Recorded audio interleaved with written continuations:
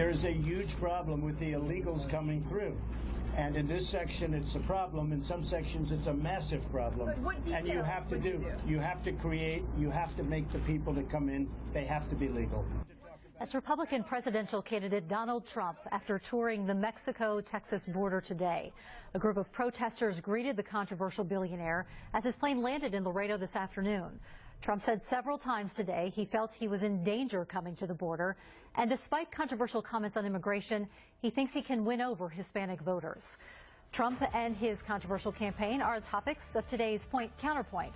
We're joined by Republican strategist Matt Mackowiak, president of Potomac Strategy, and Democrat Edward Espinoza, executive director of Progress Texas. Gentlemen, thanks so much for joining us today. Sure. So, Matt, I know you and I were talking a little bit about this. There was some movement today in the whole sanctuary city issue, and with Trump coming to Laredo today, has he played this? Has he started this conversation and maybe made some changes already? Yeah, I think it's the only positive thing you can say about Trump is he has focused the presidential campaign on the issue of illegal immigration. He's done it with rhetoric that's been outrageous. But there is more attention on the sanctuary city issue now than there would be. In Congress, you know, the U.S. House passed a bill today to deal with that. And that happened partially because you had this preventable murder by an illegal immigrant in San Francisco recently. To some extent, that's positive. But look, overall, Trump is a real problem for the party. He's damaging our brand with Hispanic voters, with veterans. He's sucking up all the oxygen, preventing second and third-tier candidates from getting any attention. And he's not making the presidential campaign be worthy of the office of the presidency. We should have people offering solutions. Our candidates want to do that, but right now, Trump is causing a circus, and I think that's going to continue for a couple more weeks. Ed, what's your take on what Trump is doing here with this kind of shooting from the hip stance? Well, reality TV is not political reality. When he goes out and makes brash statements, they don't resonate the same way with the electorate.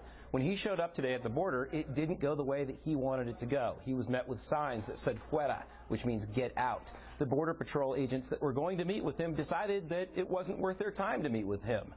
When you're running for a campaign like the office of president, you need to be a consensus builder. You need to be somebody who builds bridges and has ideas and solutions. And today, he didn't provide either of those. Let's talk a little bit about the polls, because it's been interesting to watch some of this. An ABC Washington Post poll released Monday showed him leading the Republican candidates with 24%. He's followed by Scott Walker at 13%. Most of the people in that survey were contacted before his comments about John McCain. And then a poll released yesterday by Public Policy Polling found Trump with 19%, Walker 17%. How much do these early polls play into the presidential campaign? Matt? I think they matter primarily right now because the top 10 candidates polling average will be in the first debate August 6th in Cleveland on Fox News. That's important. Those debates are going to impact the kind of support candidates get, and a lot of the candidates right now are fighting to be in that top 10. Look, Trump is near the top of the polls right now because he's getting enormous media coverage in a field of 16 candidates. He's getting a third of the overall media attention. I think that's temporary. I don't think that's going to continue. At some point, Trump's going to be forced to answer specific questions. He had no answers today. He spent 90 minutes on the ground. He did 2 press conferences. This was not a serious tour of the border where he learned something.